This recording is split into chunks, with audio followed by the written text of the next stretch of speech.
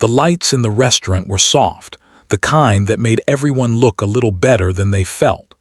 Marcus sat at a table near the window, nervously tapping his fingers against his glass of water. He hated blind dates, especially ones arranged by his coworkers, but after months of their teasing, he finally gave in. They said, "Come on, Marcus, you've been alone too long. You need to get back out there." He didn't know they were laughing behind his back when they said it. Marcus was a single dad, 38, working 2 jobs just to keep food on the table and pay for his daughter's braces. His wife had died 4 years ago, leaving him to raise little Lily alone. Since then, every minute had been about survival. Romance wasn't something he had time or courage for. But tonight his coworkers had insisted. "Just one dinner," they said. "She's perfect for you." He straightened his collar, feeling awkward in his old shirt. Then he saw her walk in. Her name was Emma. She was beautiful, but not in the way magazines describe. She was heavyset, wearing a simple blue dress that tried to hide her curves but couldn't hide her warmth. Her hair was tied back, and her eyes were shy, almost afraid. Marcus stood immediately. "Emma." She smiled nervously. "Marcus." He pulled out her chair for her. "It's nice to meet you." As they sat, she glanced around the restaurant, biting her lip. You don't have to pretend to be nice. I know this wasn't your idea." He frowned. "What do you mean?" She hesitated, then sighed. "I heard them, your coworkers. They laughed when I walked in. I know what this is." Her voice trembled. "They set you up to laugh at me, didn't they?" Marcus turned and saw them, 3 of his coworkers sitting at the bar, smirking, whispering, watching. Suddenly, everything made sense. He clenched his jaw. Emma lowered her eyes. "It's okay, I'm used to it, I shouldn't have come."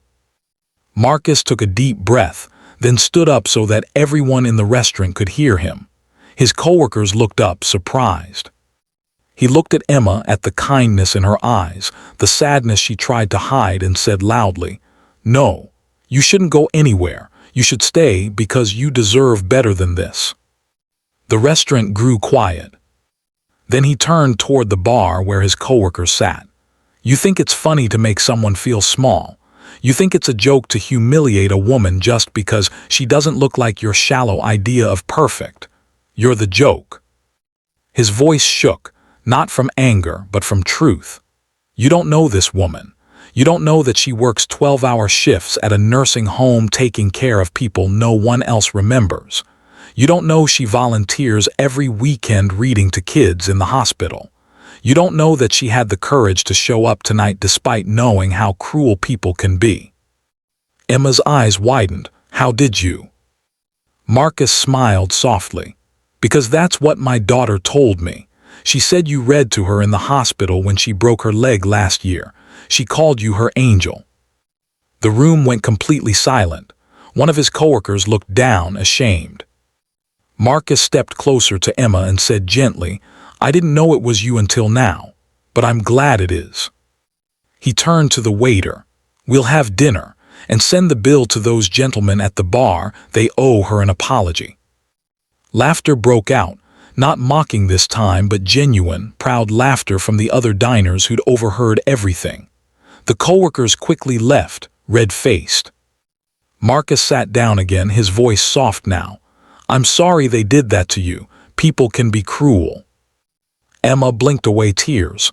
"You didn't have to defend me." "I didn't defend you," he said. "I told the truth." They talked for hours that night. About Lily, about her work, about how hard it is to stay kind in a world that rewards cruelty, and somewhere between dessert and goodbye, the loneliness inside both of them began to melt. When he dropped her off at her car, Marcus said quietly, "You know, I think my daughter was right." "About what?" Emma asked, smiling faintly. He smiled back. "About you being an angel." Tears welled in her eyes again, but this time they weren't from hurt. As she drove away, Marcus watched her taillights disappear into the night, and for the first time in years, he felt something he hadn't felt since his wife died: hope. The next morning, when his coworkers tried to tease him again, he just smiled and said, "You boys should learn something. Real beauty doesn't need your approval. It just needs courage to show up." And that weekend, he took Lily out for breakfast. When she asked how the date went, he smiled. "Sweetheart," he said softly, "sometimes God sends angels to the wrong table just to see if you'll recognize them."